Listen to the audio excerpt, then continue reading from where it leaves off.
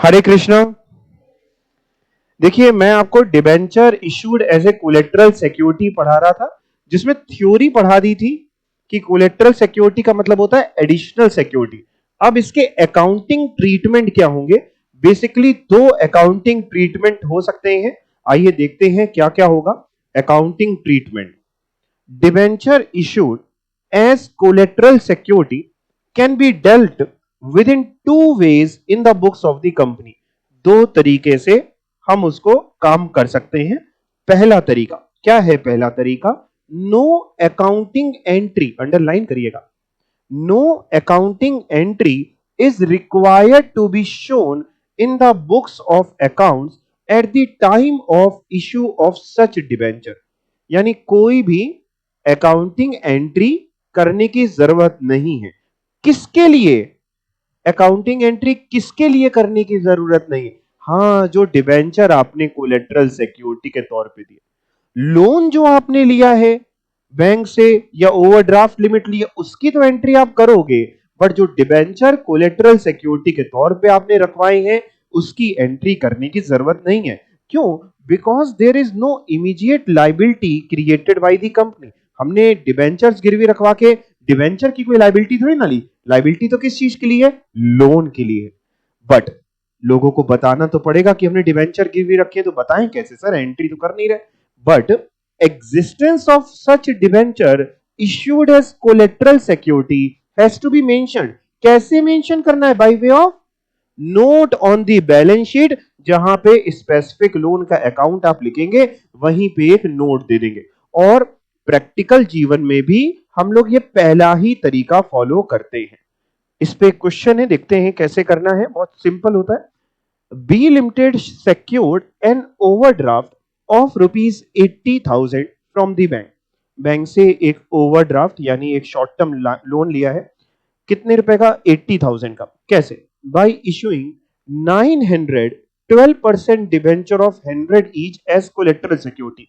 यानी 90,000 रुपीज के debenture bank के पास गिरवी रखे एज अ कोलेटरल सिक्योरिटी। आमतौर पे बैंक कोलेटरल सिक्योरिटी ज्यादा अमाउंट की लेता है, लोन कम का देता है। अपने पास सिक्योर ज्यादा रहता है, तो 80,000 का हमने लोन लिया। प्रिपेयर करनी है बैलेंस शीट कंपनी की। अब जरा समझो, बैलेंस शीट जब हम बनाएंगे तो हम जो हमने ये ओवरड्राफ्ट लिया है, इसको तो हम शो करेंगे, इसकी तो जनरल एंट्री हम करेंगे। लेकिन हमने जो डिबेंचर कोलेटरल सिक्योरिटी के तौर पे रखे, इसकी जनरल एंट्री नहीं करेंगे। तो सर क्या करेंगे? एक नोट में वहीं पे दिखा देंगे। यानी कैसे होगा? बड़ा सिंपल है कि बैलेंस शीट जेड लिमिटेड, जो भी कंपनी, वैसे बी थी ऊपर, तो बी लिमिटेड एज एट कितनी तारीख को, जो भी तारीख ऊपर तारीख नहीं दी थी तो डैश कर दिया, पर्टिकुलर्स नोट नंबर अमाउंट। अब पर्टिकुलर्स में क्या, इक्विटी एंड लाइबिलिटी वाली जो साइड है, उसमें भी सर किसमें? करंट लाइबिलिटी में short term borrowing. Short term इसलिए ओवरड्राफ्ट है ना, शॉर्ट टर्म। तो 80,000 का हमने लिया और इसमें हमने लोगों को बता दिया कि इसमें है क्या, तो नोट नंबर 1 बना दिया। नोट नंबर 1 में बता दिया कि शॉर्ट टर्म बोरोइंग है। शॉर्ट टर्म बोरोइंग के अंदर ये नीचे होना चाहिए, बैंक ओवरड्राफ्ट, यहां गलत छपा है, इससे नेक्स्ट वाली लाइन में ऐसे शॉर्ट टर्म बोरोइंग, और इसके अंदर क्या है? बैंक ओवरड्राफ्ट है। 80,000 इसके सामने कर देते हैं, ठीक है, बैंक ओवरड्राफ्ट है। और देखो, अब आप ब्रैकेट देखो, यही ये नोट की बात कर रहे हैं। ये नोट में देखो क्या बताया, secured by issue of 912% debenture of 100 is as collateral security. तो केवल बस हमने डिबेंचर के बारे में ये एक नोट की तरह बस डिस्क्लोज कर दिया। दैट मींस हमने डिबेंचर की कोई भी एंट्री यहां पे नहीं करी। यही तरीका प्रैक्टिकल जीवन में इन प्रैक्टिस फॉलो होता है। बट दूसरा तरीका जो पढ़ने जा रहे हैं, थियोरेटिकल जीवन कहता है कि अगर कोई कहता है कि एंट्री कर दो, तो आप दूसरा तरीका भी कर सकते हैं। तो आइए देखते हैं दूसरा तरीका सर क्या है। Second method, if it is desired that such an issue of debenture as collateral security is to be recorded in the books of account. तो क्या करें सर, जब आपने डिवेंचर इश्यू किया एज अ कोलेटरल सिक्योरिटी, तो एक entry कर दीजिए, debenture suspense account debit to debenture. मैंने आपको लास्ट टर्म पे भी समझाया था, अगर प्रैक्टिकल जीवन में कोई एंट्री ये करेगा तो मेरे हिसाब से ये बिल्कुल ही गलत है, हम लोग नहीं फॉलो करते, ठीक है ना। हम उसकी बुक्स नहीं, उसको चेंज करा देंगे। बट थियोरेटिकल जीवन कह रहा है वो कर लो या ये कर लो, ठीक है। सर ये डिबेंचर सस्पेंस टू डिबेंचर जो किया, ये कहां जाएगा? देखो डिबेंचर सस्पेंस जो है या बैलेंस शीट में एसेट साइड में दिखाते रहिए, और जो ये डिबेंचर है इसको बैलेंस शीट में आप वो जो लायबिलिटी में नहीं दिखाते लॉन्ग टर्म बोरोइंग में, उसमें दिखाते रहिए। जब तक लोन चुकता ना हो जाए तब तक आते रहेंगे। जब लोन चुकता हो जाएगा तो इस एंट्री का रिवर्सल मार देंगे। रिवर्सल समझते हैं, अपोजिट कर देंगे, रिवर्स एंट्री पास कर देंगे। तो रिवर्सल कैसे करेंगे? Debenture account debit to debenture suspense, अपने आप देखिए तो ये खाता कैंसिल हो जाएगा। अब पढ़ के देखना।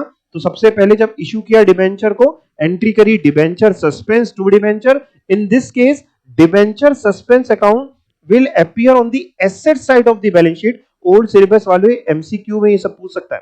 Under the heading miscellaneous expenditure, debenture account will appear as a liability on the liability side of the balance sheet. तो ओल्ड सिलेबस और न्यू सिलेबस, ओल्ड सिलेबस के लिए इसकी थ्योरी ज्यादा इंपॉर्टेंट है, इसकी हो गई या फर्स्ट मेथड की हो गई, है ना। न्यू सिलेबस के लिए प्रैक्टिकल ज्यादा इंपॉर्टेंट है, बनाने को आ सकता है, ठीक है। और सर फिर क्या लिखा है? On repayment of loan and release of debenture, debenture account debit to debenture suspense, just opposite entry. Net effect above two entries का नील हो जाएगा, हाँ पता है। बोथ डिबेंचर सस्पेंस और डिबेंचर खाता अपने आप कैंसिल हो जाएगा जब लोन का रीपेमेंट हो जाएगा। एज सच, देखो इन्होंने भी लिखा है, as such this method is rarely followed in practice. इस पे भी एक क्वेश्चन है।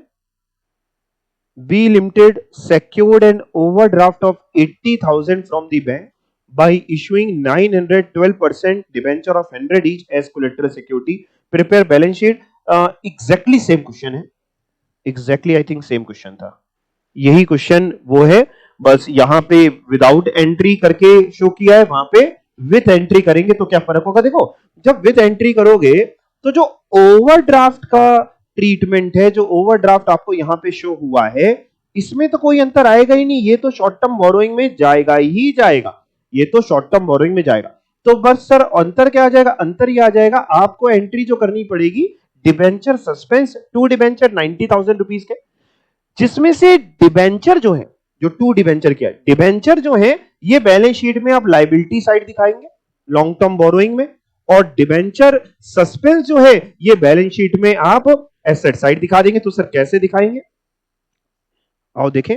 सबसे पहले जनरल एंट्री कर दी, debenture suspense to debenture. New syllabus में अगर ये क्वेश्चन आएगा ना तो ये नॉर्मली बोल देगा कि डिबेंचर इशूड जो एज कोलेटरल सिक्योरिटी है उसमें अगर कोई एंट्री नहीं करेंगे तो कैसे शो होगा, या तो ये पूछ लेगा, या पूछ लेगा कि अगर एंट्री करेंगे तो कैसे शो होगा। और अगर कुछ नहीं बताता तो आप क्या करोगे? दोनों दिखा देना, बस जल्दी करना, बहुत टाइम लगाना क्वेश्चन में, ठीक है ना, बाकी पेपर ना छोड़ देना।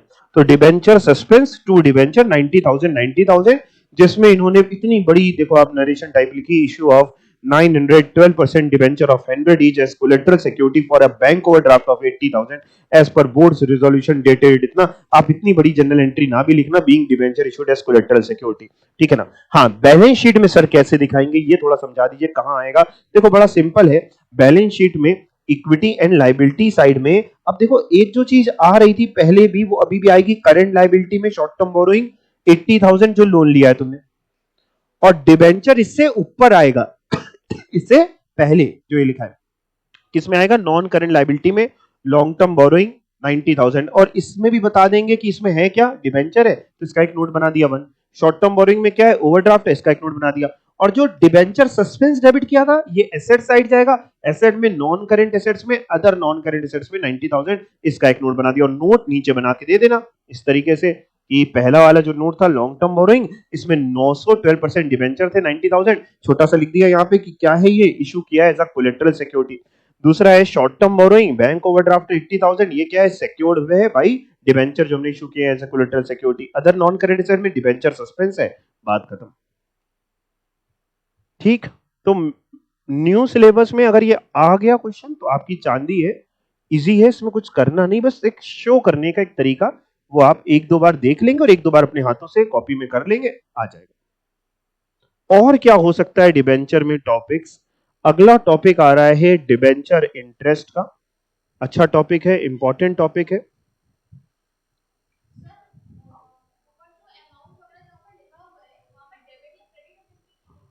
कहां पे अमाउंट जो लिखा है?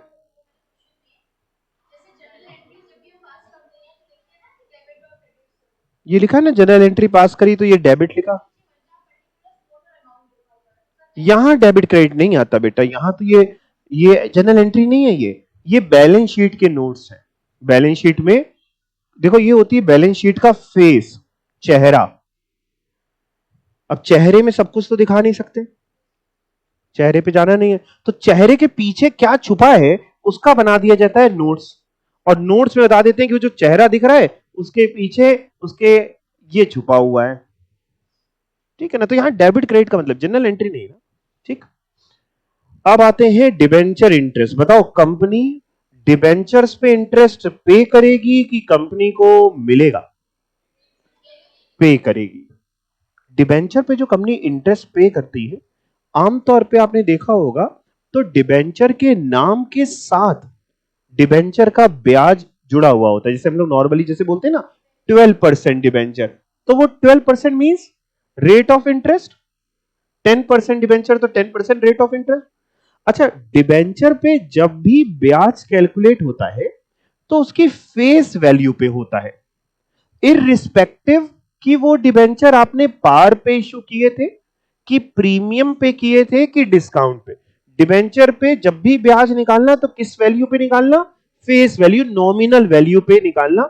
अगर जैसे 100 रुपए का डिबेंचर आपने प्रीमियम पे इशू किया, 10 रुपए का प्रीमियम, मान लीजिए 110 पे 110 रुपए पे इशू किया, तो ब्याज 110 रुपए पे नहीं निकलेगा। मान लो 12% रेट है तो 110 का 12% नहीं निकलेगा। किसका निकलेगा? 100 का, फेस वैल्यू का निकलेगा। जब हम डिबेंचर वालों को ब्याज देते हैं तो दो बातें हो सकती हैं। सर दो बातें क्या हो सकती हैं? इस पे बीच में आ जाता है थोड़ा सा इनकम टैक्स। अकाउंट्स पढ़ते पढ़ते इनकम टैक्स क्या आ जाता है।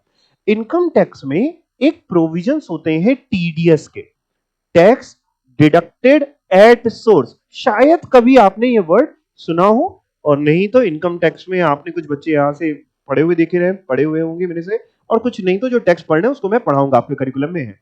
टीडीएस क्या होता है कि जैसे जब कंपनी आपको ब्याज देती है तो इनकम टैक्स डिपार्टमेंट कंपनी से कहता है कि भाई पूरा ब्याज मत देना, आप एक काम करना उस पर थोड़ा टैक्स काट लेना और वो हमारे पास जमा करा देना। कभी सुना आप लोग सामने टीडीएस वर्ड सुना है कभी? जैसे बैंक वगैरह में ना हम लोग एफडी कराते हैं तो बैंक जो ब्याज हमें पे करता है आमतौर पे उस पे टीडीएस जो है वो काट करके देता है, टैक्स काट के। या जैसे आप केबीसी देखते हैं, कौन बनेगा करोड़पति, तो केबीसी में भी जो बच्चन साहब बताते हैं कि आप जीत गए 1 करोड़, तो वो 1 करोड़ बेसिकली उसको मिलते नहीं है, उस पर टैक्स पहले टीडीएस कट जाता है। भले ही वो दिखाते हैं ना कि आजकल तो कि हमने ट्रांसफर कर दिया, पहले एक समय में चेक काटते थे, अब वो ऑनलाइन बैंक के थ्रू दिखाते हैं हमने ट्रांसफर कर दिया। तो बेसिकली वो ऐड कर रहे होते हैं उस बैंक का जिसने भी पैसे दिए होते हैं कि ये तेज है, दुरुस्त है, ये चला गया आपके खाते में, जाता नहीं है। नीचे लिखा भी होता है this transfer is only for demonstration purposes, actual amount will very after tax reduction. इस तरीके से करके एक लाइन लिखी होती है, अगर आपका एचडी चैनल आता है तो उसको देखेंगे तो आपको दिख जाएगी, बहुत महीन से लाइन लिखी होती है। तो उस पे 1 करोड़ कोई जीता तो उस पे टैक्स कट जाता है। मान लो 30% अगर टैक्स का रेट है तो 30 लाख का टैक्स कट जाएगा, उसको 70 लाख मिलते हैं। ठीक है, वैसे ही कंपनी जब इंटरेस्ट पे करती है डिबेंचर होल्डर्स को, तो लेट से इंटरेस्ट बना 10,000 का, इंटरेस्ट बना मान लो कितने रुपए का, 10,000, तो इनकम टैक्स डिपार्टमेंट कहता है एक काम करना भैया 10% टीडीएस काट लेना। तो 10,000 का 10% अगर हमने टीडीएस काट लिया तो कितना काट लिया? 1,000। 10,000 का 10% 1,000। तो इनकम टैक्स डिपार्टमेंट कहता है एक काम करिएगा कंपनी, आप डिबेंचर होल्डर को केवल 9,000 रुपए देना और 1,000 रुपए उसके बिहाफ पे, डिबेंचर होल्डर के बिहाफ पे कंपनी आप हमारे पास जमा कर देना। यानी जमा कंपनी कर रही है लेकिन किसके बिहाफ पे? डिबेंचर होल्डर के बिहाफ पे। अब जब हम अकाउंट्स में क्वेश्चन करेंगे, अगर क्वेश्चन में टीडीएस काटने के लिए कहेगा तो हम टीडीएस काट के एंट्री करेंगे, वो भी आपको सिखा देंगे। और अगर टीडीएस के लिए नहीं बोलेगा तो हम भी इग्नोर कर देंगे। बात समझिएगा। देखिए इनकम टैक्स में मैंडेटरी प्रोविजन है, टैक्स का पेपर होगा तो मैं आपको सिखाऊंगा जहां टीडीएस काटना है वहां काटना है, चाहे बोले या ना बोले, जहां काटना है वहां काटना है। लेकिन ये तो अकाउंट्स पढ़ रहे, अकाउंट्स में अगर क्वेश्चन में उसने टीडीएस वर्ड बोला, टैक्स डिडक्टेड एट सोर्स, या कई बार इनकम टैक्स लाइबिलिटी है वो काटना है, अगर बोलेगा कि काटना है तो हम काट करके जनरल एंट्री करेंगे, नहीं बोलता तो हम भी टीडीएस नहीं काटेंगे। आप समझ गए ना मेरी बात को? तो सर कैसे करने वाले, चलिए पहले पढ़ के देखते हैं। When A company issue debentures it is under an obligation, कैसी ऑब्लिगेशन सर? टू पे इंटरेस्ट देयर ऑन, ब्याज देना पड़ेगा एट ए फिक्स्ड परसेंटेज। तो आमतौर पे वो फिक्स परसेंटेज जो होता है वो डिबेंचर के साथ पहले ही लिखा होता है। और यहां पे ज्यादातर जो हम लोगों को देखने को मिलेंगे क्वेश्चंस, उसमें हाफ ईयरली ब्याज होगा। हाफ ईयरली मतलब साल में 2 बार। मान लीजिए 10,000 रुपए का डिबेंचर है, 10% रेट ऑफ इंटरेस्ट है पर एनम, तो पूरे साल का ब्याज बना 1,000। हाफ ईयरली दे रहे हैं यानी 500 रुपए पहले 6 महीने के और 500 रुपए अगले 6 महीने के, वो मैं आपको कैलकुलेट करा दूंगा। तो फिक्स परसेंटेज पे देते हैं पीरियोडिकली अंटिल जब तक डिबेंचर्स रीपे नहीं हो जाते। कितने परसेंट देंगे? ये जो इंटरेस्ट का परसेंटेज होगा usually as a part of name of debentures में लिखा होगा, जैसे लाइक 8% डिबेंचर, 10%, तो 8% रेट है, 10% रेट है। एंड इंटरेस्ट पेबल, इसको अंडरलाइन कर लो, interest payable is calculated at the, बात समझ में आ गई? चाहे आप पार पे इशू करो, चाहे प्रीमियम पे, चाहे डिस्काउंट पे, ब्याज हमेशा नॉमिनल वैल्यू पे कैलकुलेट होने वाला है। Interest on debenture is a charge against profit of the company. इसका मतलब अब आप भली भांति जानते हैं, यानी चाहे प्रॉफिट्स हो या ना हो, ब्याज तो आपको देना पड़ेगा। तो interest on debenture is a charge against profits of the company and must be paid whether the company has earned any profit और not. According to income tax act 1961, a company must deduct क्या? Income tax at prescribed rate from the interest payable on debenture. यानी income tax के हिसाब से एक company को income tax काट करके कितने परसेंट सर? जो भी एक्ट में रेट प्रिस्क्राइब्ड है। अब जैसे एक्ट में तो 10% मान लो रेट प्रिस्क्राइब्ड है, बट जब हम क्वेश्चन करेंगे तो क्वेश्चन में अगर टीडीएस बोलेगा तो रेट दे देगा। तो अगर वो 10 बोल देगा तो हम 10 बोल देंगे, 5 कर देगा तो 5 कर देंगे, 20 कर देगा 20। हम उससे ये बहस नहीं करेंगे अकाउंट्स पेपर में कि भैया आप 20 बोल रहे हैं, एक्ट में तो 10 है। हमसे अकाउंट्स में जो बोल देगा हम वो कर लेंगे, अपने आप को टैक्स का ज्ञानी हम नहीं दिखाएंगे वहां पे, है ना? ठीक है, तो डिडक्ट कर देंगे income tax eight A prescribed rate from the interest payable on debenture. कब कब काटते हैं सर? अगर वो एक प्रिस्क्राइब्ड लिमिट से एक्सीड करता है। इनकम टैक्स में जब आपको पढ़ाऊंगा तो वहां पे मैं आपको पढ़ाऊंगा कि 5,000 रुपए या उससे कम का अगर आप ब्याज दे रहे हैं तो टीडीएस नहीं काटना होता डिबेंचर के ब्याज पे। 5,000 से ज्यादा का दे रहे हैं तो काटना होता है। बट अगेन मैं फिर बोल रहा हूं, अकाउंट्स के पेपर में अगर हमसे बोलेगा काट दो, कोई लिमिट नहीं बोलेगा तो हमें भी नहीं पता कोई लिमिट, ठीक है? इट इज कॉल्ड, इसको क्या बोला जाता है? Tax deducted at source. अब नाम समझिए इसका नाम क्यों है टैक्स डिडक्टेड एट सोर्स। जहां से, जिस सोर्स से आपकी इनकम पैदा हुई है कंपनी से, वही टैक्स कटवा लिया जा रहा है। तो tax deducted at source. And कहां पे जमा करना होता है सर इसको? It is to be deposited with the tax authorities, income tax department में। कौन जमा करेगा? जो पे कर रहा है, कंपनी पे कर रही है तो कंपनी की जिम्मेदारी है कि वो काट करके जमा करे। Of course debenture holder adjust कर सकता है जब उसका टैक्स ड्यू निकलेगा। मतलब डिबेंचर होल्डर जब अपना साल के आखिरी में पूरा टैक्स निकालेगा, उसकी और भी सोर्सेस की इनकम होगी ना, मान लो कहीं जॉब करता है या बिजनेस करता है, सारी इनकम निकालेगा तो उसमें, उसके बाद उसमें टैक्स निकालेगा। पहले इनकम निकलती है फिर टैक्स। फिर जब टैक्स निकलेगा, मान लो उसके पूरे साल का टैक्स आया 15,000, तो उसमें देखेगा हमारा पूरे साल में टीडीएस कितना कट चुका है। 14,000 टीडी, अगर मान लो 1,000 टीडीएस कट चुका है तो 14,000 रुपए और जमा कर देगा। वो सब हम लोग टैक्स में सीखेंगे, यहाँ कोई मतलब नहीं। सर ट्रीटमेंट क्या करेंगे, अकाउंटिंग क्या करेंगे सर, ये दिखा दीजिए। इसमें एग्जाम्पल से समझते हैं। मान लीजिए सपोज करिए 100 रुपए का इंटरेस्ट बन रहा था। कितने रुपए का इंटरेस्ट बन रहा था? 100 रुपए का, जिसपे आपने लेट से 10 रुपए का टीडीएस काट लिया। यानी आपको डिबेंचर होल्डर को कितने देने? 90। छोटी फिगर से जल्दी समझ में आता है इसलिए 100 रुपए ले लिए। एंट्री क्या करेंगे? ऑन इंटरेस्ट बिकमिंग ड्यू क्या करें? Debenture interest account debit. कितने से सर? जितना कंपनी का टोटल खर्चा है। कंपनी का तो खर्चा 100 का है, भले ही उसमें से 10 देने हो डिपार्टमेंट को और 90 देने हो होल्डर को, लेकिन कंपनी की जेब से तो 100 जा रहे हैं। और डेबिट क्यों करने हैं, अगर आपको थोड़ा सा ज्ञान तो है ही, कंपनी के लिए एक्सपेंस है, नॉमिनल अकाउंट है, debit all expenses and losses, nominal का रूल होता है, इसलिए debenture interest account debit. To, यहां टू लिखना था, लिखना भूल गए लोग, लिख लीजिए। To, tax deducted at source, that is हाँ 10 रुपीज, और टू डिबेंचर होल्डर कितना 90।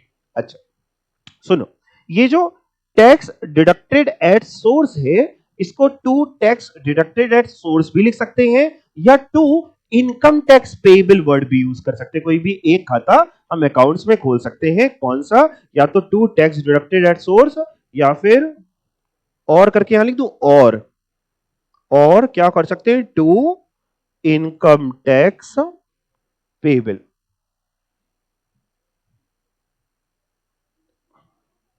₹10, इन दोनों में कोई भी एक, दोनों एक ही चीज है। अभी तो देखो ड्यू कर लिया, अब पेमेंट कर देते हैं। ये जो 90 रुपीज है ये किसको दोगे, डिबेंचर होल्डर्स को, और ये 10 किसको दोगे, ठीक है, इनकम टैक्स डिपार्टमेंट को। तो चलो पेमेंट करते हैं, पहले डिबेंचर होल्डर को 90 रुपीज देते हैं। On payment of interest to debenture holder क्या करें, डिबेंचर होल्डर जो ऊपर क्रेडिट किया था आज उसको डेबिट कर दो, डिबेंचर होल्डर डेबिट, और पैसा दोगे तो टू बैंक, कितने से 90। सर इनकम टैक्स वाला जो है वो भी जमा करा दो, तो income tax payable account debit होगा, या फिर क्या डेबिट हो सकता है, डिपेंडिंग, आपने पहली वाली जो एंट्री थी, पहली वाली एंट्री में अगर टैक्स डिडक्टेड एट सोर्स को क्रेडिट किया था तो तीसरी एंट्री में वो ही डेबिट करना, और पहली एंट्री में अगर इनकम टैक्स पेबल किया था तो तीसरी एंट्री में वही, तो यहां पे भी ऐसा करें, इनकम टैक्स पेबल डेबिट होगा, और करके छोटे छोटा लिख दें, और टैक्स डिडक्टेड एट सोर्स। ज्यादा अच्छा जो नाम है जो हम लोग यूज करते हैं एंट्रीज प्रैक्टिकल में, टैक्स डिडक्टेड एट सोर्स ज्यादा बेटर है, दिखता है कि डीडीएस है। खैर थ्योरेटिकल में आप दोनों में से कोई भी नाम यूज कर सकते हैं। तो कितने रुपए से सर, ₹10 से बेटा, टू बैंक, गवर्नमेंट के पास हमने इनकम टैक्स जो था वो जमा करा दिया। साल जब खत्म होगा तो साल के आखिरी में जितना भी ब्याज होता है पूरे साल का वो कहां चला जाता है, पीएनएल में। तो आखिरी में एक entry, PNL account debit to debenture interest, ये कितने अमाउंट से होगी, 100 से। बात समझ में आ गई, यानी क्या क्या एंट्रीज थी, सबसे पहली एंट्री हम लोग ने ब्याज को ड्यू किया, तो debenture interest account debit to debenture holder, to income tax payable account, या to tax deducted at source. फिर उसके बाद second entry, debenture holder account debit to bank. फिर third entry, TDS tax deducted at source या income tax payable account debit to bank 10-10। और आखिरी entry साल के आखिरी में एक बार जितना भी डिबेंचर का इंटरेस्ट जगह जगह डेबिट हुआ था वो सबका टोटल करके हम एंट्री कर देंगे profit and loss account debit to debenture interest. Question करें, चलिए कॉपी खोलिए, साथ में करेंगे हम लोग क्वेश्चन, इजी क्वेश्चन रहते हैं इस पे।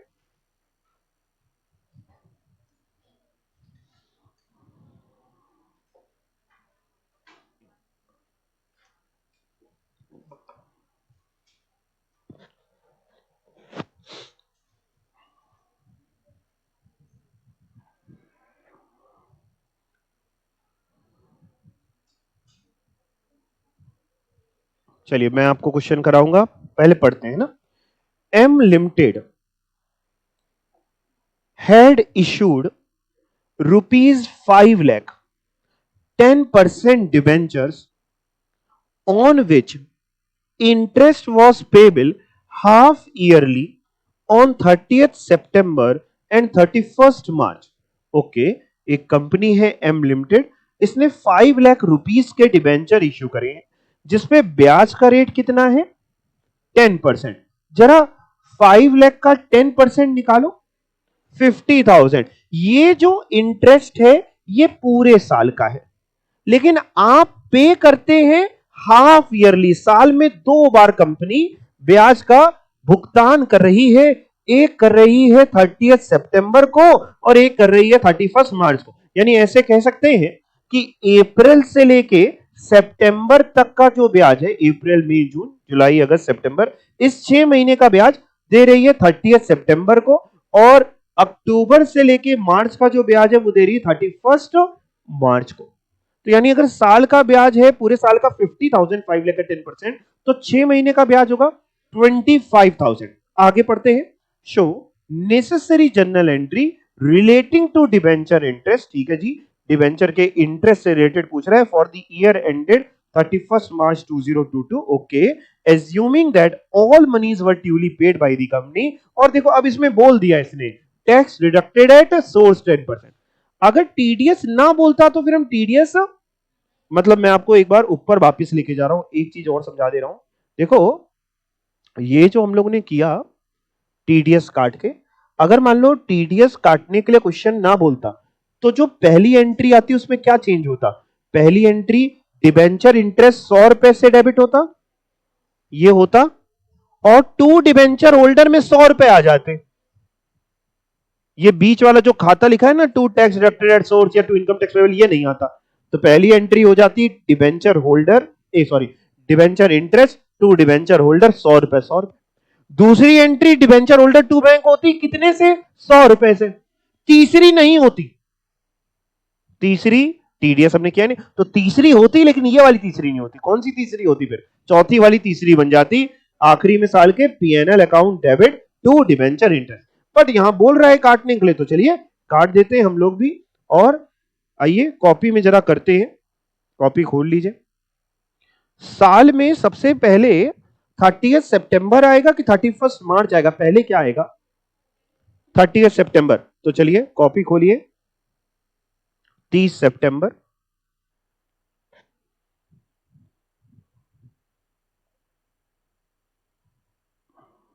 ईयर क्या होगा? 20 दिया है ना, ईयर बताओ। 2021 हो जाएगा ना भाई। 31 मार्च 22 को साल खत्म हो रहा है, उससे पहले वाली सितंबर होगी ना, तो 30 सितंबर 2021।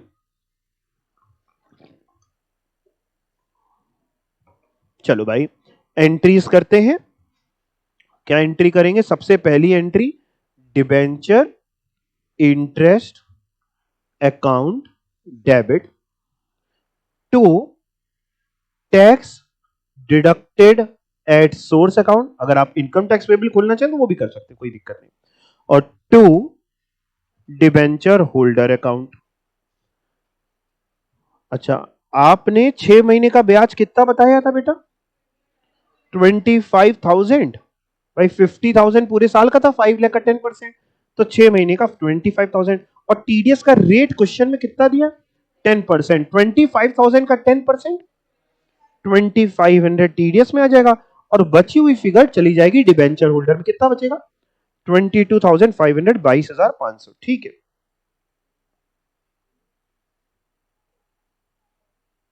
30 सितंबर को ही। और क्या एंट्री होगी? अब डिबेंचर होल्डर वालों का बेटा पेमेंट कर दे, तो एंट्री क्या कर दे बताओ? Debenture holder account debit to bank. कितने रुपए दोगे इन लोगों को? 22,500। अगर ये लोग तुमसे पूछेंगे कि हमारा तो 25,000 बनता था, कम क्यों दे रहे हो, तो क्या बोलोगे इनसे? टीडीएस काट लिया।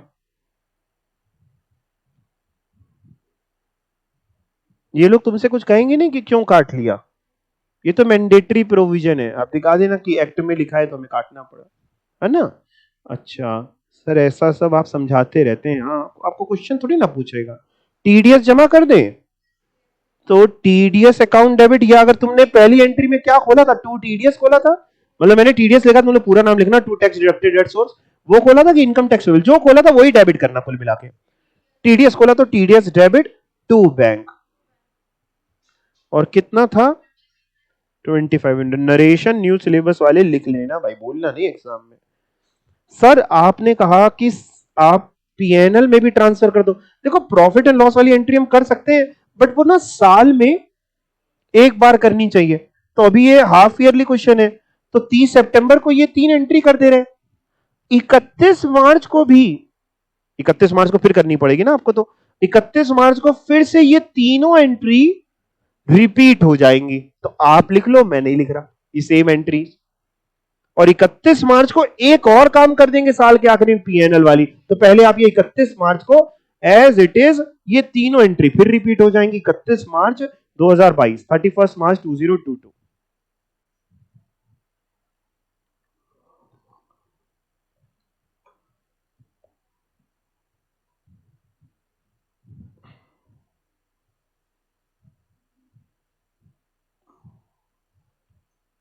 कर लो, देखते हैं कौन सबसे पहले लिखेगा। और ये 3 एंट्रीज के अलावा एक और एंट्री करनी होगी। हाँ, वो मैं करवा देता हूं। 31 मार्च को 3 एंट्री और हो गई, यानी टोटल 6 हो चुकी है अभी तक एंट्री। उसके बाद एक एंट्री और करवा देता हूं, profit and loss account debit to debenture interest. ये सर किससे करेंगे, किस अमाउंट से? पूरे साल में डिबेंचर का जितना इंटरेस्ट आपने जगह जगह डेबिट किया है उसका टोटल कर लो। साल में शायद 2 ही बार यहां पे डेबिट हुआ है डिबेंचर का इंटरेस्ट। कितना कितना हुआ है? 25,000 25,000, यानी टोटल 50,000। तो साल के आखिरी में profit and loss account debit to debenture interest 50,000 50,000। तो बड़ा सिंपल क्वेश्चन होते हैं, इस तरीके से अगर आ जाए तो इसका मतलब आपका भाग्य बिल्कुल आपके साथ है, किस्मत बड़ी साथ दे रही है आपको। अगर ऐसा क्वेश्चन में नंबर मिल जाए तो क्या ही फिर कहना, लेकिन आएंगे तभी दिए हुए आ सकते हैं, है ना? तो इसलिए आपको ये आने चाहिए। ठीक है, ये पहली एंट्री है, ये दूसरी करी थी अपन ने, ये तीसरी, फिर ये 3 फिर से रिपीट हुई बट इज ऑन 31 मार्च। और profit and loss to debenture interest साल के आखिरी में। किसी को कुछ पूछना है तो आप पूछ सकते हैं। अब डिबेंचर के इंटरेस्ट में ही 2 टॉपिक और आ रहे हैं, यानी ये कह सकते हैं 2 तरीके के डिबेंचर के इंटरेस्ट होते हैं। एक होता है जिसको हम लोग कहते हैं इंटरेस्ट एक्रूड एंड ड्यू, या आउटस्टैंडिंग इंटरेस्ट के नाम से भी ये जाना जाता है। एक होता है interest accrued but not due, यानी जिसको एक्रूड इंटरेस्ट के नाम से बोलते हैं। अब ये है क्या, पहले मैं आपको समझा दूं, फिर पढ़ेंगे तो आएगा समझ में। देखो, आपने जैसा भी देखा, कंपनी क्या करती है, साल में मान लीजिए 2 बार ब्याज पे करती है।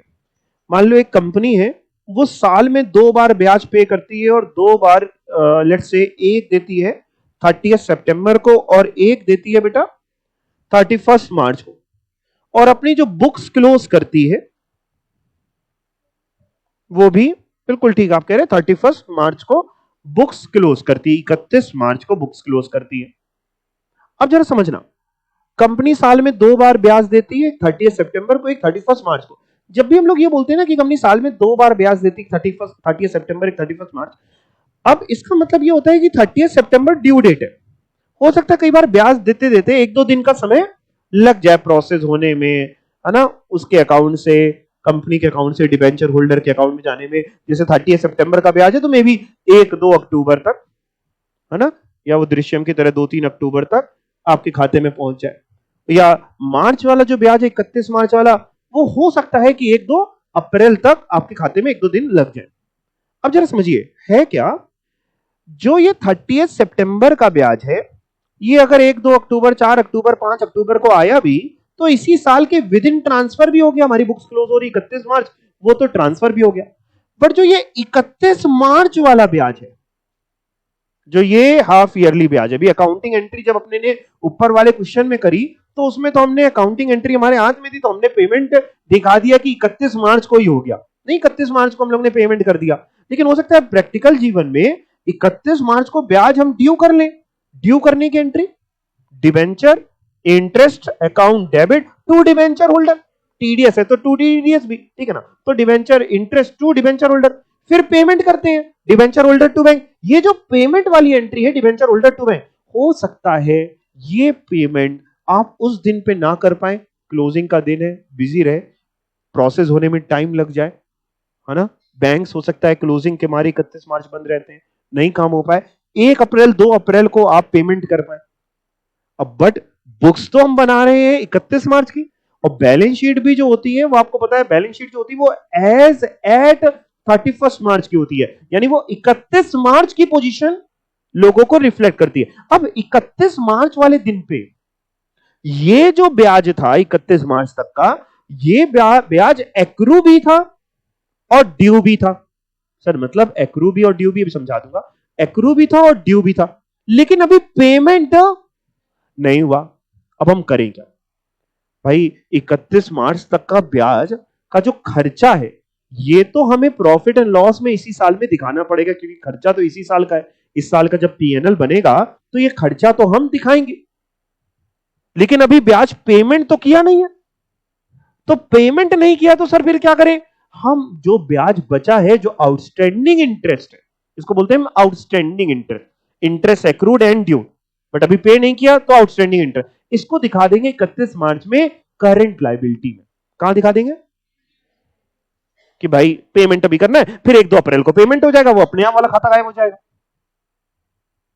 इतना पढ़ के देखते हैं, फिर दूसरा केस समझेंगे। पहले इतना समझाता हूं आपको, देखते हैं इतने में क्या समझ में आया। ये वाला केस क्या है? इंटरेस्ट एक्रूड एंड ड्यू, जिसका आउटस्टैंडिंग इंटरेस्ट भी बोल रहे हैं। पढ़ के देखते हैं। Interest on debentures is paid periodically. Suppose a company page interest on 30th September and 31st मार्च। साल में 2 बार ब्याज कंपनी देती है, एक 30th सितंबर को, एक 31st मार्च को, ऑन ₹5 लाख, और 14% डिबेंचर का रेट है। जरा 5 लाख रुपीस का 14% निकालिए, 70,000, ये पूरे साल का ब्याज हो गया।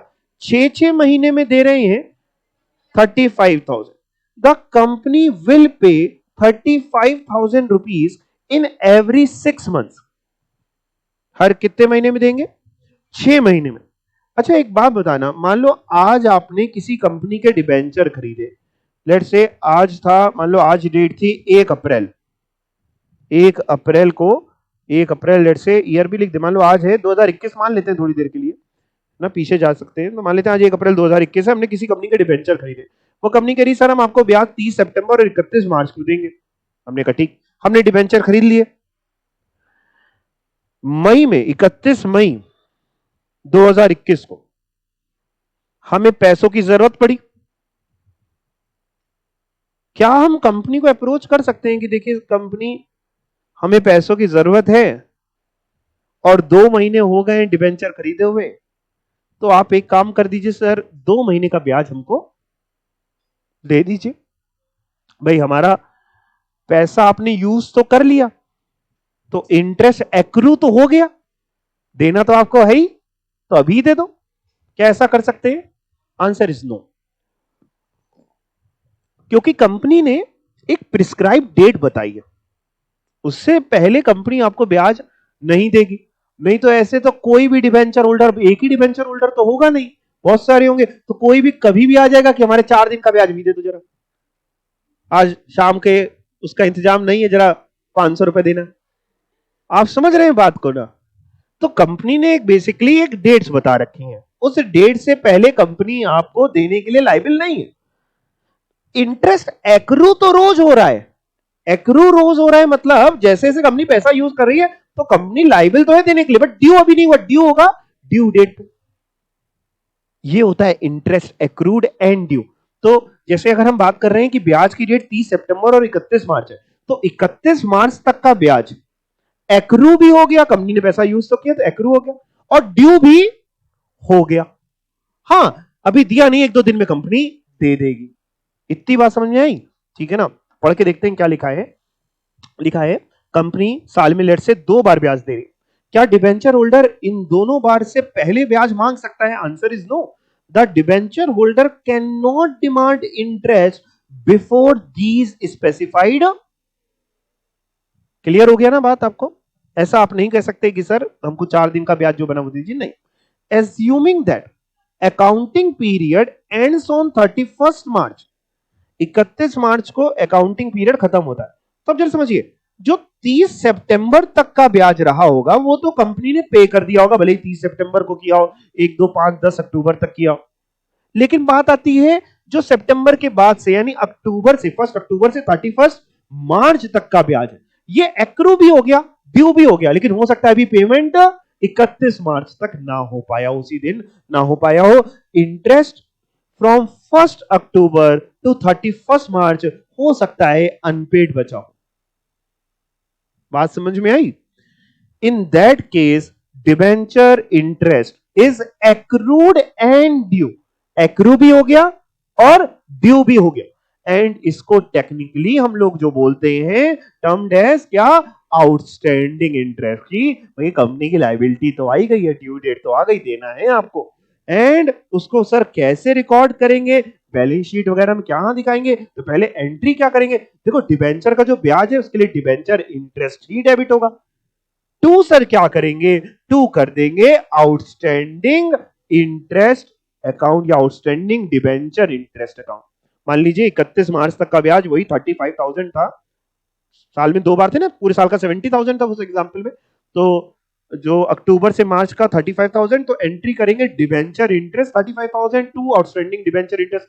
ये किस दिन पे एंट्री कर रहे होंगे, 31 मार्च, बुक्स क्लोज करने से पहले 31 मार्च को, 31 मार्च को हम ये एंट्री कर रहे होंगे। अगर टीडीएस काटना होगा तो हम यही टीडीएस भी कर देंगे, नहीं काटना होगा तो बात खत्म। अब सर करेंगे क्या, थोड़ा सा इसका प्रेजेंटेशन समझा दो। देखो इसमें से ये जो डिबेंचर इंटरेस्ट वाला खाता है ये पीएनएल में ट्रांसफर हो जाएगा, मतलब साल के आखिरी में एक ये होगा, एक काम और भी होगा, इन्होंने नहीं लिखा क्योंकि ये केवल उतने का ट्रीटमेंट सिखा रहे थे। साल के आखिरी में एक काम और क्या होगा, profit and loss account debit to debenture interest, तो ये डिबेंचर का ब्याज पीएनएल में चला जाएगा, ठीक है ना। क्यों, क्योंकि खर्चा तो हमें दिखाना है। बुक्स जो हम बनाते हैं वो एक्रूवल बेसिस के हिसाब से बनाते हैं। बुक्स कहती हैं कि भैया अगर कोई खर्चा है जो इस साल का है, कोई इनकम है जो इस साल की है, तो वो आपको इसी साल दिखानी, भले ही आपने पे करी हो या ना पे करी हो। जैसे फॉर एग्जांपल हमने इस साल कोई माल बेचा, कोई गुड्स बेचे, भले ही उधार में बेचे, तो हम एंट्री तो करते हैं ना उधार की भी, क्रेडिट सेल की भी तो एंट्री करते हैं। मान लो हमने राम को बेचा तो हम एंट्री करते हैं राम अकाउंट डेबिट, जो डेटर है account debit to sale, sale को लेके जाते हैं ना पीएनएल में। अब जब मैं पीएनएल बोलता हूं तो ट्रेडिंग पीएनएल सब बोलता हूं, तो वैसे भी पीएनएल ही बनता है जो नया फॉर्मेट है, ठीक है ना। तो उसको पीएनएल में लेके जाते हैं और राम को बैलेंस शीट में आप दिखाते हैं एसेट साइड में, वो आपका ट्रेड रिसीवेबल है, डेटर है मतलब, तो आप उधारी की बेचने की एंट्री कर रहे हैं। सेम तरीके से कोई खर्चा है जो ड्यू हो गया, तो खर्चा तो पूरा जिस साल का आप बना रहे हैं उस पूरे साल का खर्चा तो आपको दिखाना है कि 31 मार्च तक का इतना खर्चा था, तो डिबेंचर इंटरेस्ट तो हमने डेबिट कर दिया, बट सर भी पेमेंट तो किया नहीं है, इसीलिए तो आउटस्टैंडिंग डिबेंचर इंटरेस्ट में डाला है। सर ये कहां पे शो होगा, फिर ये वाला खाते का बैलेंस कहां दिखाएंगे, ये दिखाते हैं ये वाला जो खाता है ग्रीन पेन से जो मैंने सर्किल किया है, बैलेंस शीट में लायबिलिटी साइड में 31 मार्च को बैलेंस शीट में लायबिलिटी साइड में हम दिखाएंगे। उसके बाद भी क्या होगा वो भी सुन लो, 31 मार्च का काम खत्म, फिर जब भी पेमेंट होगा 1 अप्रैल 2 अप्रैल 4 अप्रैल 10 अप्रैल, जब भी पेमेंट होगा उस दिन पे एंट्री करेंगे outstanding debenture interest account debit to bank 35,000। अपने आप ये आउटस्टैंडिंग डिबेंचर इंटरेस्ट का खाता उस समय पे खत्म हो जाएगा। तो आज हमें सर क्यों खोलना पड़ा, आज हमें इसीलिए खोलना पड़ा क्योंकि आज हमने पेमेंट नहीं किया।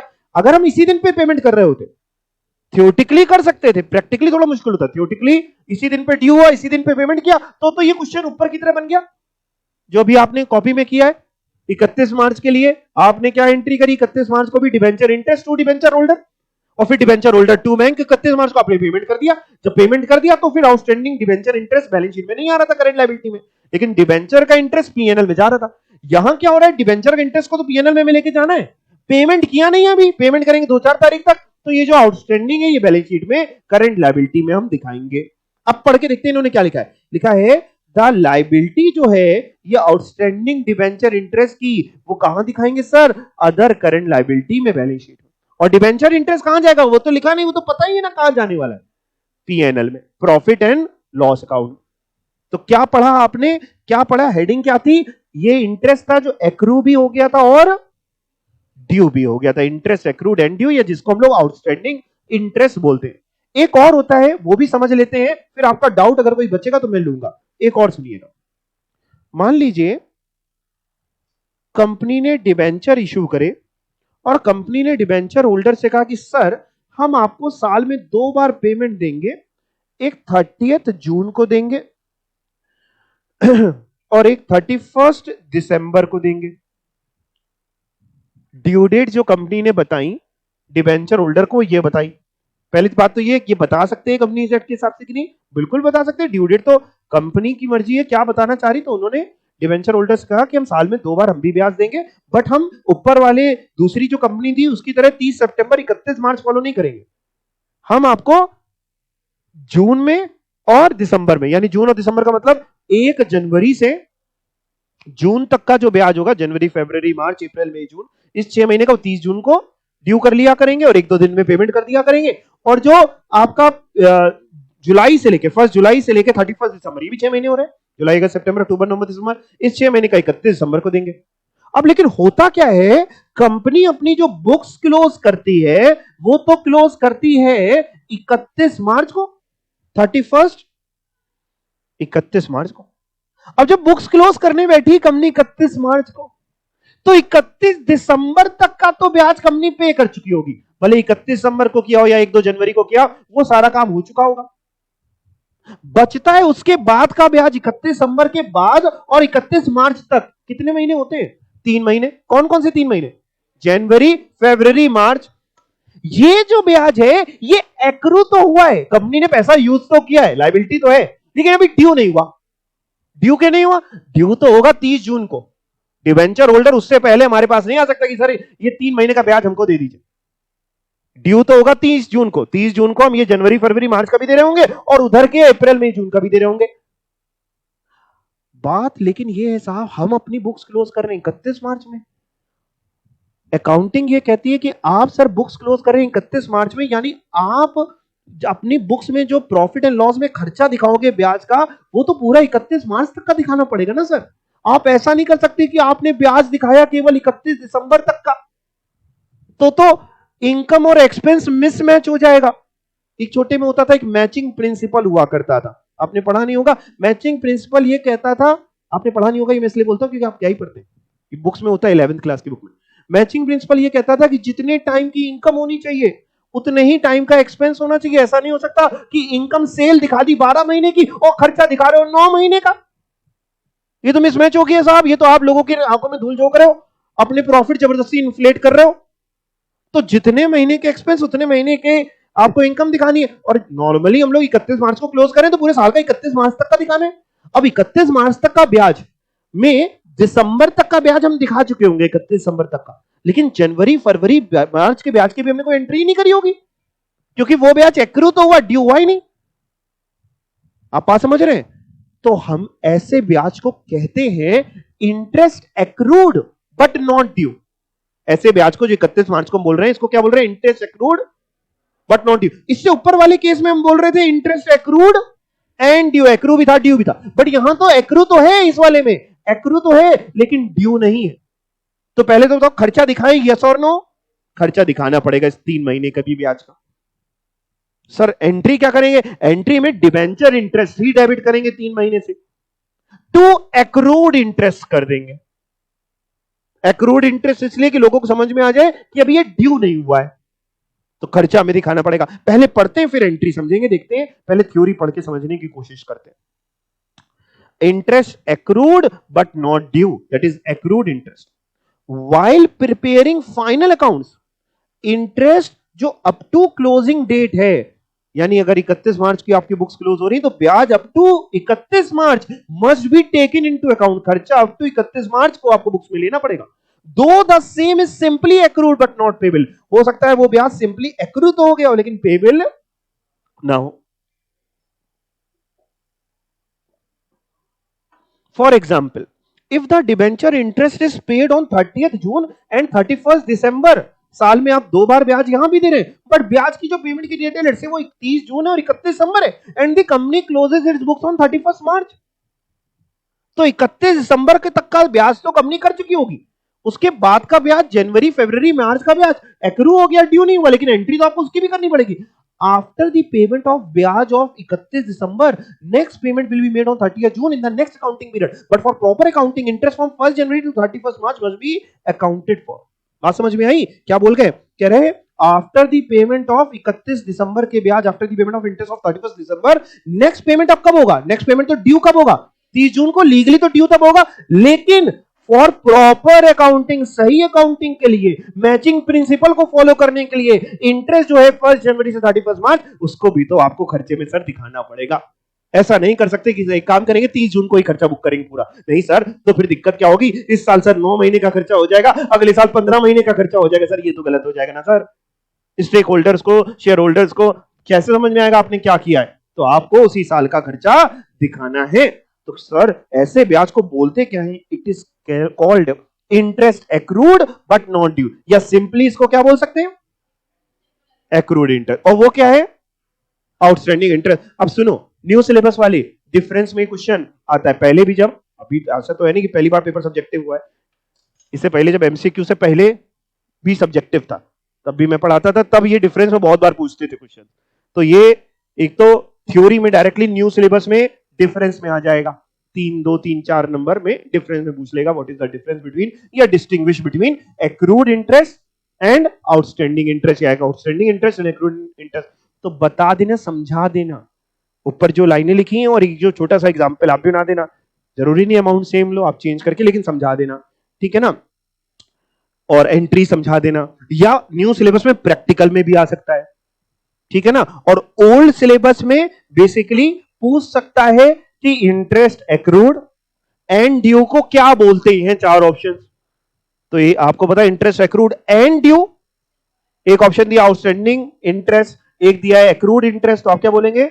Accrued and due outstanding interest, accrued but not due accrued interest. या एंट्रीज पूछ सकता है कि इसमें से कौन सी एंट्री होगी या क्या एंट्री होगी, ठीक है ना। तो दोनों के लिए ही इंपॉर्टेंट है।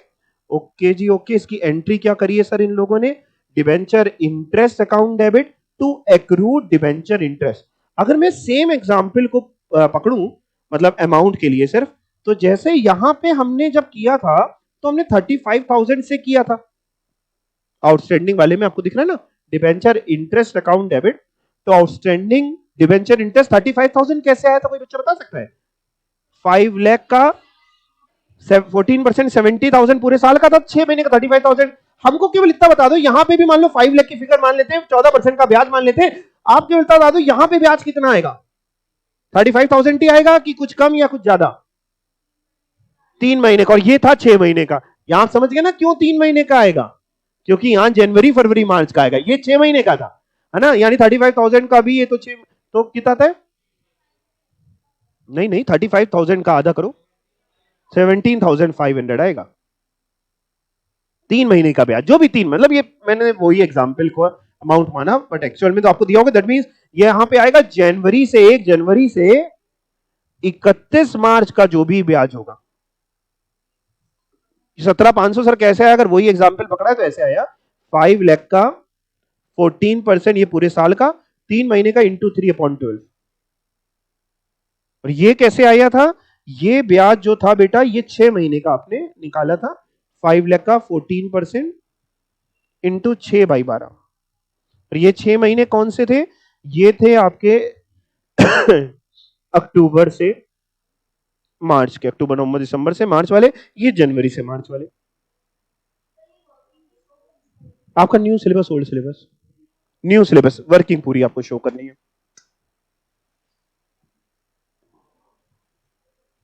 वर्किंग में बार बार बोलता हूं शो करनी, बट एग्जाम में ना टाइम के हिसाब से बेटा करना। ये पेपर आपका सारे पेपर में, न्यू सिलेबस में सारे पेपर में 7 पेपर हो गए, 4 पहले 3 बाद के, 7 में सबसे लेंदी पेपर ये होगा। 7 में ये लेंदी होगा। एक कंपनी लॉ का तो लेंदी रहता ही है, वो तो आपका दिल है ही कंपनी लॉ तो सीएस के लिए। उसके अलावा ये पेपर बड़ा लेंदी रखेगा आपको, इसलिए प्रैक्टिस करके जाना, और जितना टाइम गवाई दी उतना करना। एक क्वेश्चन बहुत अच्छा कर लेना और 2 question because of lack of time availability छोड़ देना, नंबर नहीं दिलाता। नंबर तभी आएंगे जब सारा पेपर 100% पेपर अटेम्प्ट होगा। तो न्यू सिलेबस में मैं बार बार बोल रहा हूं, पेपर लेंदी आएगा। टफनेस और इजी तो आपकी प्रैक्टिस पे डिपेंड करता है, और पास वही होगा, बेहतरीन नंबर वही लाएगा जो उस 3 घंटे में 100 नंबर अटेम्प्ट कर लेगा। और आप लोग ये हरा नीला काला पेन तो यूज नहीं करने की आदत है कि ये हेडिंग इससे डालते हैं फिर उससे।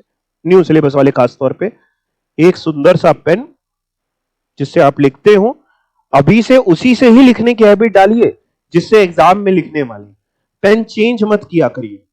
ये बहुत छोटी बात आ रही है, ये तो कहीं लिखी नहीं है, मैं अपने एक्सपीरियंस से। अगर आपको लगता है कि 3 रुपए वाला यूज एंड थ्रो ठीक है, या जो भी आपको पेन अच्छा लगता है, एक नॉर्मल पेन वो ही खरीदिए, वही यहां पे प्रैक्टिस करिए, उसी से घर पे, उसी से ही एग्जाम में। और अपने हाथ से जो आप लाइनें खींचते हैं हां से स्ट्रेट लाइनें खींचिए, स्केल वगैरह के चक्कर में पेपर छूटने के चांसेस ज्यादा होते हैं। और टाइम बिल्कुल क्वेश्चन आए तो आप मतलब पेपर आए आप तुरंत शुरू हो जाइएगा, वेट मत करिएगा, क्योंकि इन क्वेश्चंस में कब आधा एक घंटा आपका एक ही क्वेश्चन निकल जाएगा, आपको पता ही नहीं चलेगा कि अरे 1 घंटा हो गया, अभी तो क्वेश्चन शुरू किया था, अब 2 घंटे बचा है, पूरा पेपर बचा है। आप पैनिक कर जाएंगे क्योंकि आप पहले ही पैनिक कर रहे होते हैं। प्रैक्टिस प्रैक्टिस प्रैक्टिस, ठीक है। बाकी मैं आपसे पेपर के बाद पूछूंगा कितना पेपर आपने किया। खैर, अगले टॉपिक पे चलें। हाँ हाँ, कुछ पूछे ना, पूछिए। बिल्कुल बिल्कुल, मैं आपको समझा देता हूं। देखिए, ये जो केस है एक्रूड वाला, इस केस में अब अपन करेंगे क्या, अपन ने ये एंट्री पास कर दी, debenture interest to accrued debenture interest, और साल के आखिरी में 31 मार्च में ये जो डिबेंचर इंटरेस्ट है ये हम पीएनएल में भेज देंगे, यानी PNL account debit to debenture interest, वो तो हम दिखा देंगे। ये एक्रूड डिबेंचर इंटरेस्ट जो है ये अदर करंट लायबिलिटी में आता रहेगा, ठीक है ना, आता रहेगा। कब तक आता रहेगा? 30 जून तक, 30 जून तक आता रहेगा। फिर 30 जून को हम जब पेमेंट कर रहे होंगे डिबेंचर होल्डर्स को, तो हम ये 17,500 भी कर रहे होंगे, और उधर का अप्रैल मई जून का कर रहे होंगे, भाई ये जनवरी फरवरी मार्च का, और उधर का। तो जब 30 जून को कर रहे होंगे तब हम ये accrued debenture interest account debit कर देंगे, टू बैंक कर देंगे, और भी चीजें जो करेंगे उस समय की वो करेंगे टू बैंक, ठीक है ना। आपसे ये नहीं पूछेगा, कतई नहीं पूछेगा, वो यही पूछेगा, ये बता लेंगे आप, बस फिर बल्ले बल्ले। और बताओ, वो जो दिया है वही पूछेगा। न्यूज 11 सबसे अच्छी बात जो है, मॉड्यूल में जो दिया है वही पूछेगा, आप टेंशन बिल्कुल ना लेके चाहिए। जो नहीं दिया वो नहीं पूछेगा, बस शर्त इतनी, जो देगा बस आप वो बता ले, क्योंकि यही देगा। चलिए आगे, अगला टॉपिक बहुत इंपॉर्टेंट है, दोनों के लिए ही, न्यू है चाहे ओल्ड है, बहुत इंपॉर्टेंट टॉपिक है, terms of issue of debenture.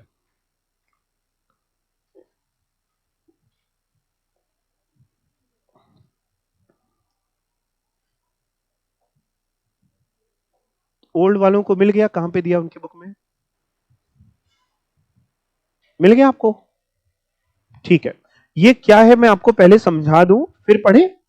देखिए, जब एक कंपनी, इधर देखो मेरी तरफ, जब एक कंपनी डिबेंचर्स इशू करती है तो इशू करने की एंट्री आपको आती है, इशू करी, entry bank account debit to debenture application, फिर डिबेंचर एप्लीकेशन टू डिबेंचर, या प्रीमियम है तो प्रीमियम वगैरह भी, और भी एंट्रीज इंस्टॉलमेंट, तो सब आपको आता है। जब कंपनी डिबेंचर इशू करती है तो आमतौर पे कंपनी डिबेंचर इशू करते समय लोगों को यह बता देती है कि सर हम इसको रिडीम कब करेंगे, और सर हम इसको रिडीम कितने पे करेंगे।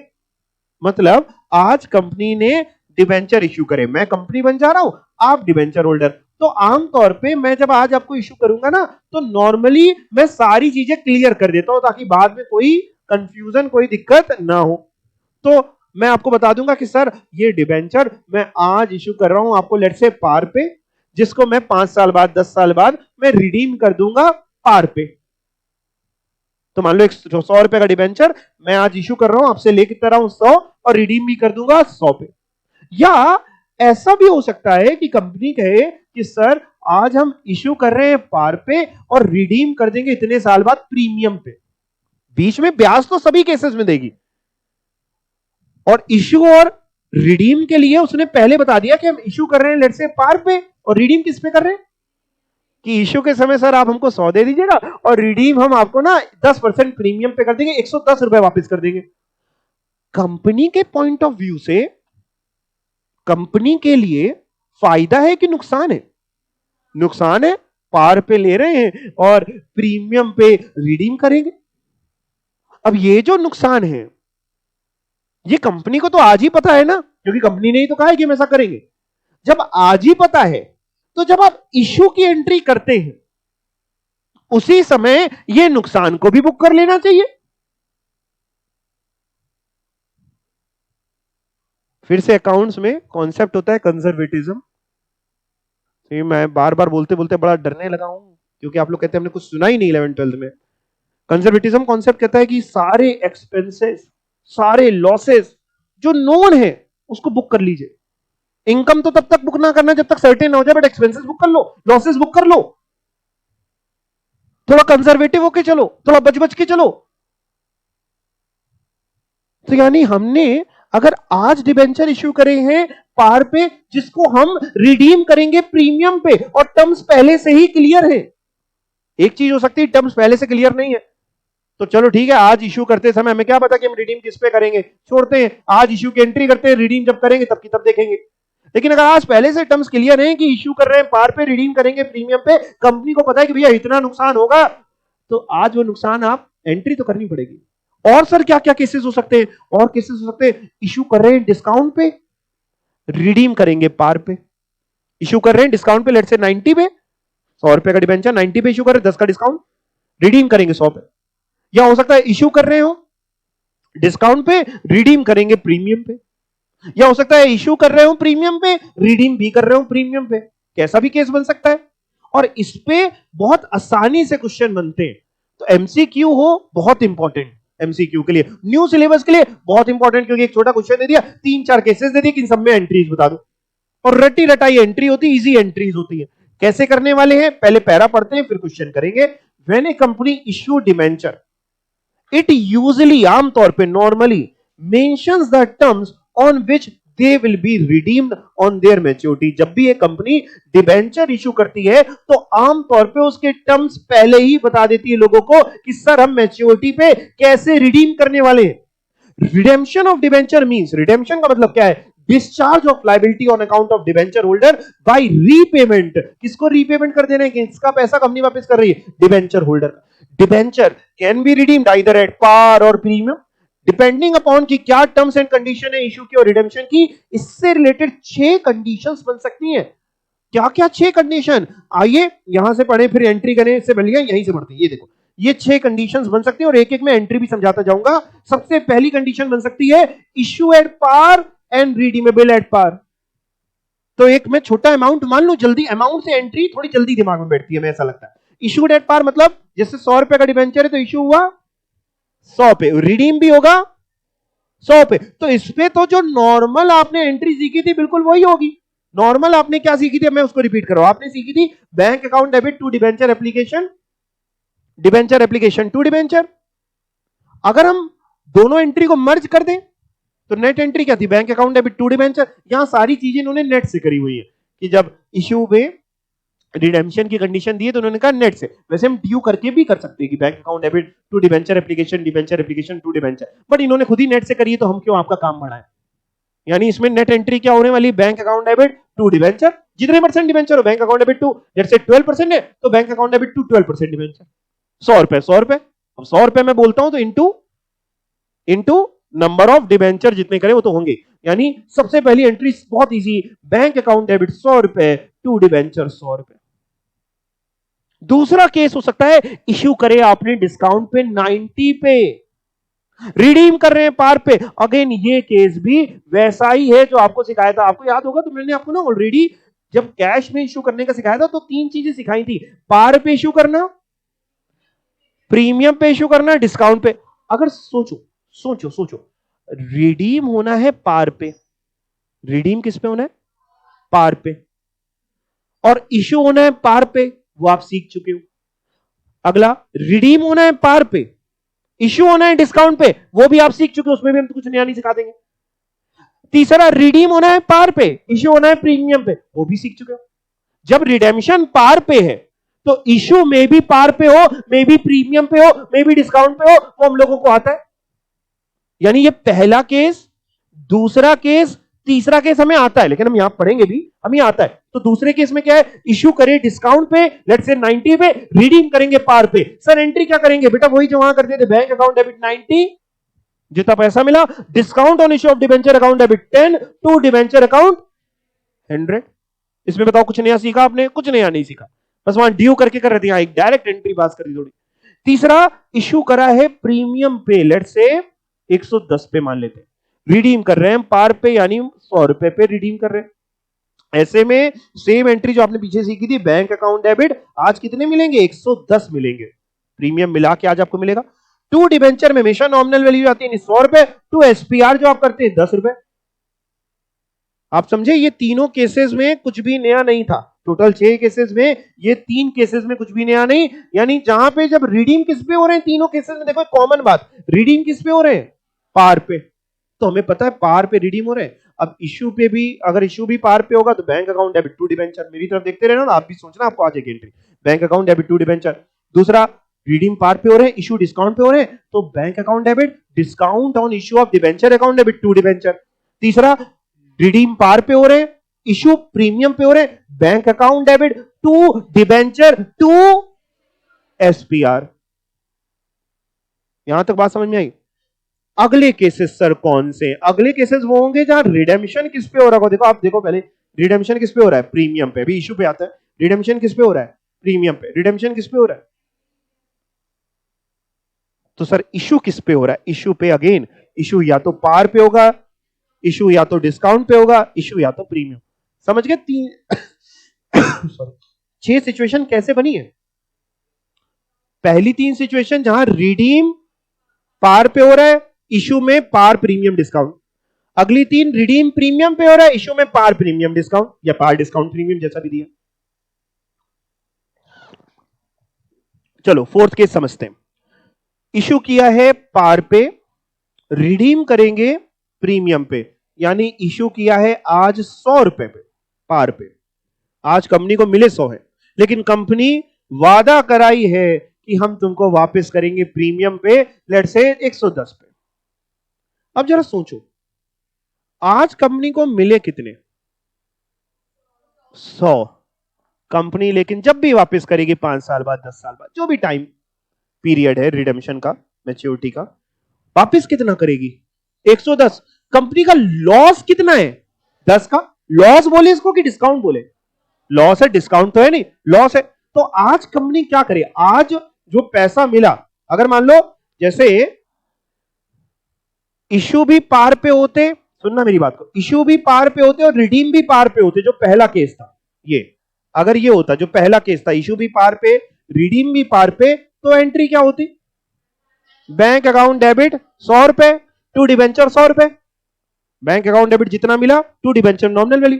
अब सुनना, जब इश्यू पार पे है, रिडीम प्रीमियम पे है, तो ये तो खाते रहेंगे, इनमें कोई अंतर नहीं आएगा। इसके साथ 2 खाते और जुड़ जाएंगे, मतलब एंट्री एक ही रहेगी। तो एंट्री क्या बन जाएगी सर? एंट्री बन जाएगी बैंक अकाउंट डेबिट 100 रुपए, loss on issue of debenture account debit. भाई नुकसान डेबिट होता है ना, लॉस नॉमिनल अकाउंट कहता है, debit all expenses and losses. तो loss on issue of debenture account debit 10 रुपए। ये 10 कैसे आया? 10 रुपए का नुकसान है, आप समझ गए ना? टू डिबेंचर में हमेशा नॉमिनल वैल्यू जाती है 100 रुपए, तो बचा हुआ सर कहा जाएगा? ये टू एसपीआर नहीं है। एसपीआर तो क्या चीज होती है? जब हम इश्यू प्रीमियम पे करते हैं, कंपनी का फायदा होता है कि आज हमने 100 रुपए की चीज 110 पे इश्यू कर दी, 10 का प्रीमियम, तब एसपीआर जाता है। ये क्या है? कंपनी प्रीमियम पे वापस करेगी, तो टू एसपीआर नहीं लिखा गया, क्या लिखा गया? To premium on redemption of debenture account 10 रुपए।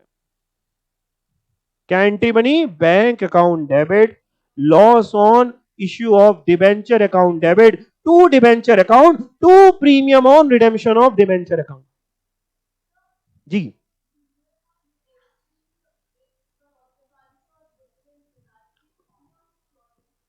अच्छा, कह रहे एक बार ये वाला जो टू प्रीमियम है सर एक बार और बता दीजिए, और इसमें और सिक्योरिटी प्रीमियम में डिफरेंस एक बार फिर से बता दीजिए। देखिए, एक खाता होता है जब हम ना टू एसपीआर किया करते हैं, टू सिक्योरिटीज प्रीमियम रिजर्व, और एक खाता यहां पे हम यूज कर रहे हैं to premium on redemption of debenture, या इसको कुछ लोग ऐसे भी लिखते हैं to premium payable on redemption of debenture, कुछ भी। क्या ये दोनों खाते सेम होते हैं? आंसर इज नो, दोनों खाते डिफरेंट होते हैं।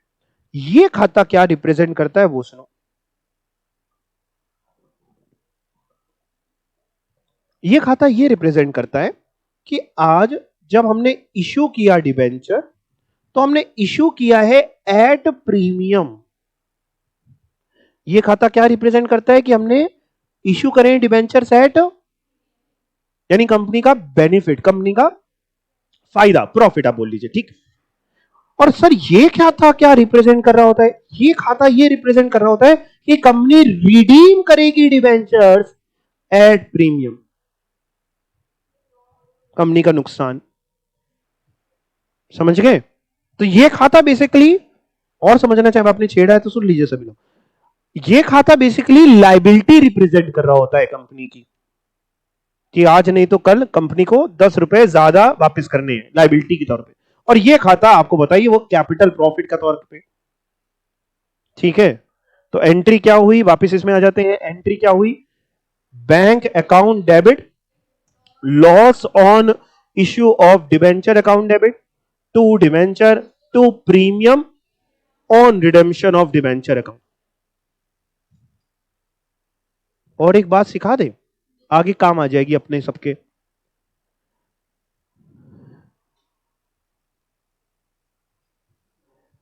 ये जो हम लॉस डेबिट करते हैं ना, ये जो हम लॉस डेबिट करते हैं, ये कंपनी क्या करती है, इसको धीमे धीमे करके राइट ऑफ करती रहती है।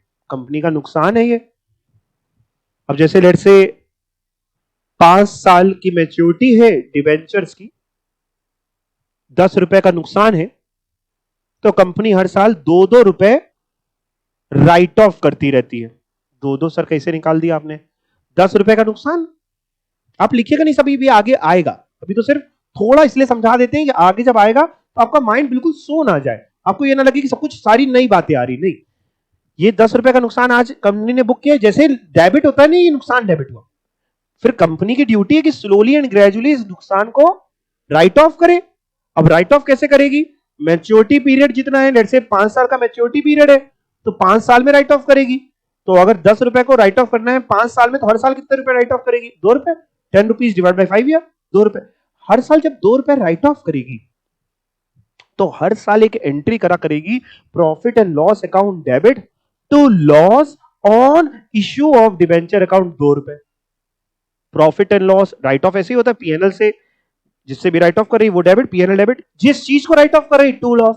अब इससे होगा क्या, धीमे धीमे करते हुए ये लॉस का खाता कम होता जाएगा। जैसे अभी मैंने लॉस डेबिट कर रखा है, यहां पे आप देख रहे हैं 10 रुपए। जब पहले साल हम राइट ऑफ करेंगे तो profit and loss debit to loss, मतलब profit and loss account debit to loss on issue of debenture, PNL debit to loss on issue of debenture. तो loss on issue of debenture हम credit कर देंगे 2 रुपए से। अपने आप loss का खाता का बैलेंस 8 रुपए बचेगा। 8 रुपए कैसे बचा, समझ पाए कि नहीं। फिर अगले साल फिर 2 रुपए राइट ऑफ कर देंगे, PNL to loss on issue of debenture 6 बचेगा। फिर अगले साल फिर 2 रुपए राइट ऑफ। ऐसे करते करते जब मैच्योरिटी आएगी अपने आप ये पूरा खत्म हो चुका होगा।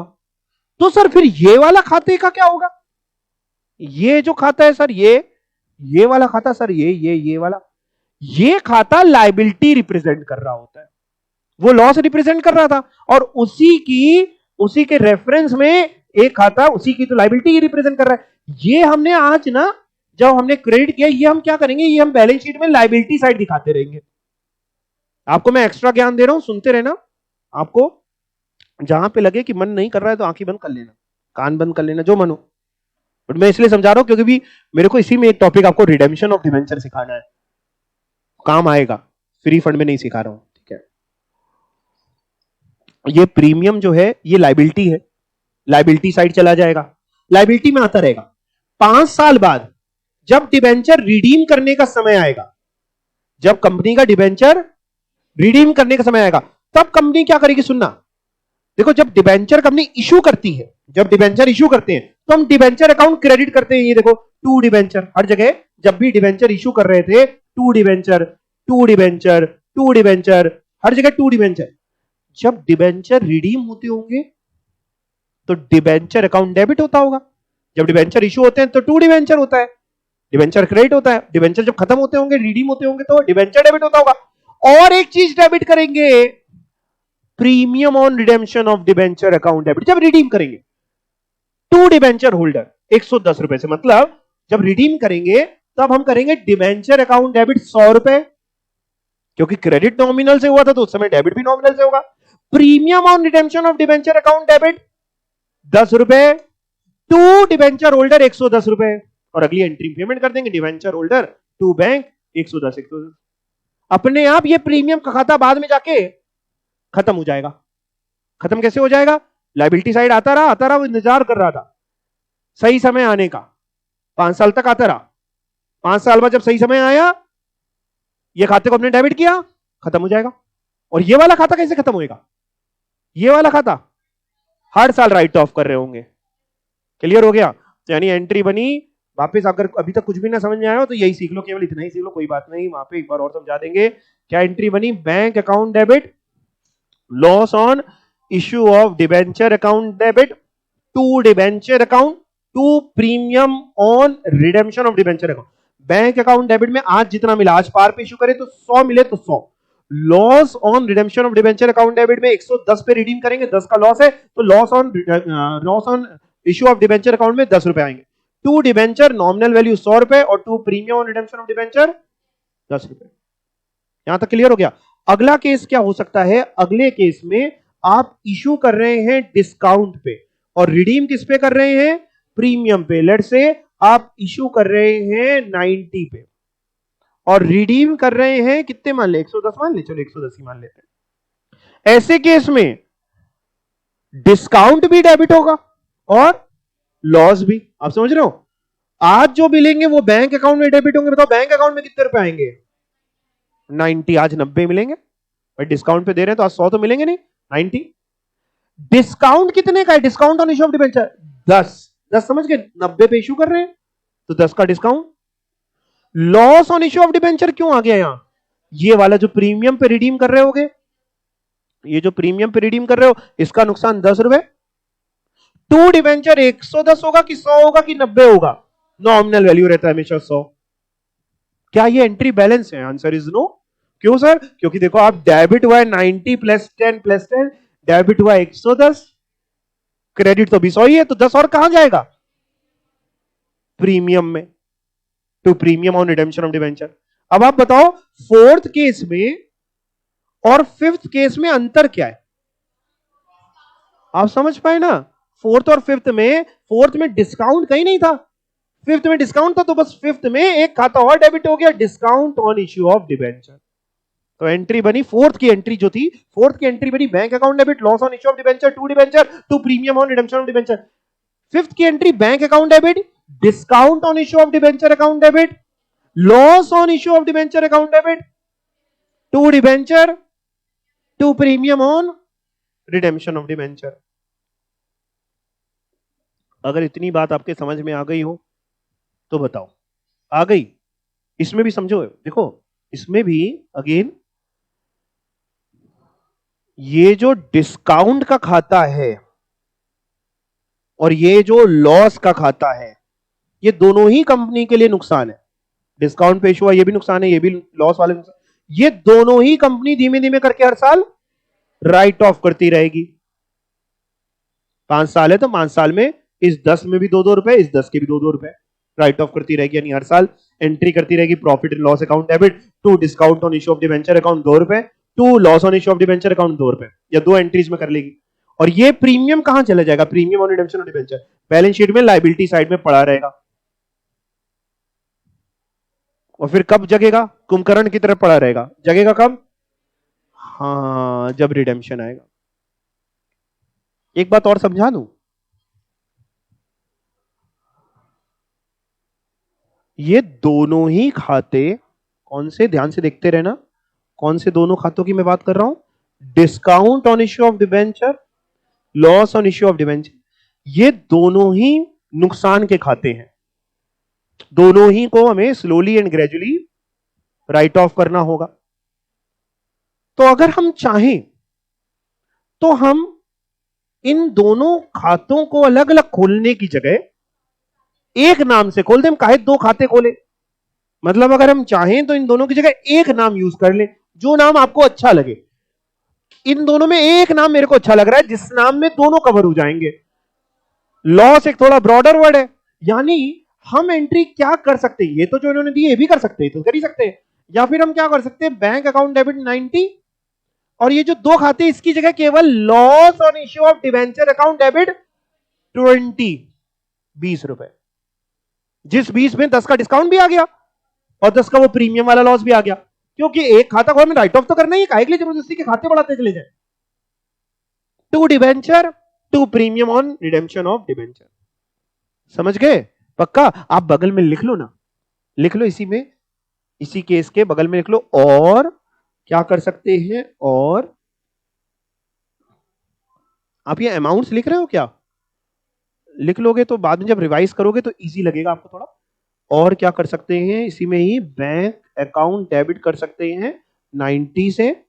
लॉस ऑन, छोटा छोटा मैं लिख दे रहा हूं, आप लिख लेना, loss on issue of debenture debit कर सकते हैं 20 से। टू डिबेंचर कर सकते हैं 100 से। और to premium on redemption of debenture account debit कर सकते हैं 10 से। उसमें 20 नहीं जाएगा, उसमें 10 ही जाएगा, नहीं तो एंट्री मिसमैच हो जाएगी, बैलेंस नहीं होगा। ठीक है, क्लियर?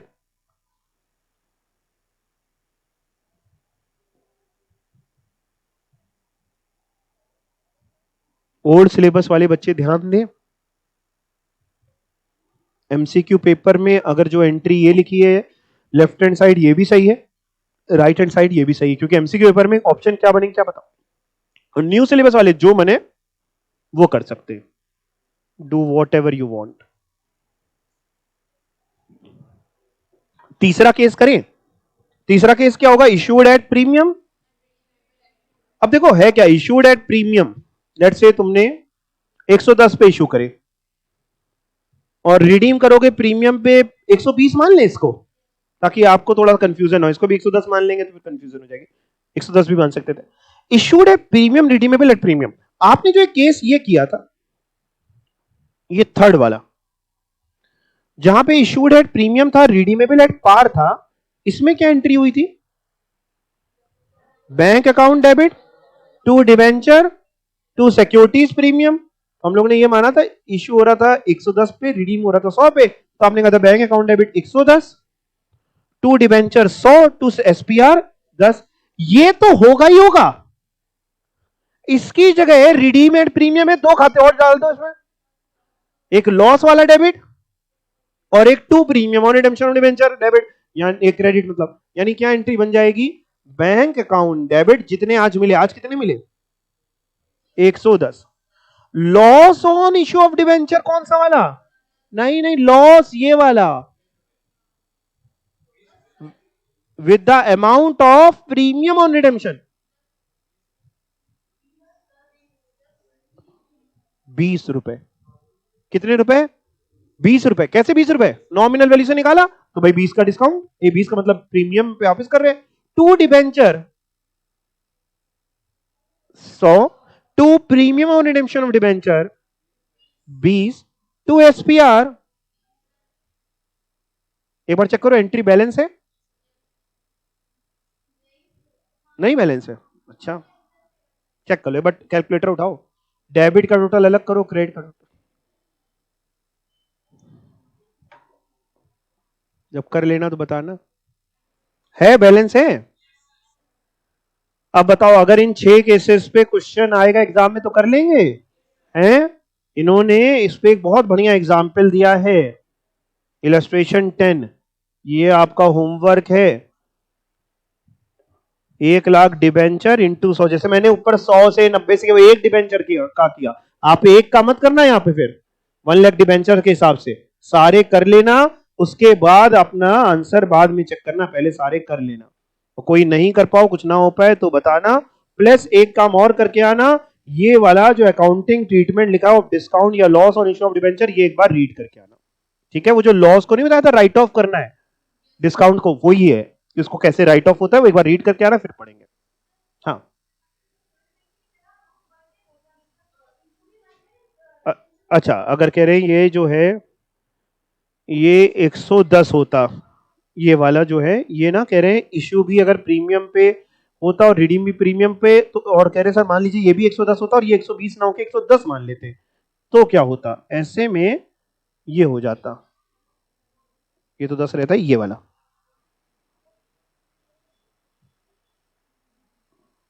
ठीक गया? ठीक है, आप ये क्वेश्चन करके आना, ना आए तो फिर कल क्लास में फिर पूछ रहे हम बता देंगे आपको, ठीक है? Thank you.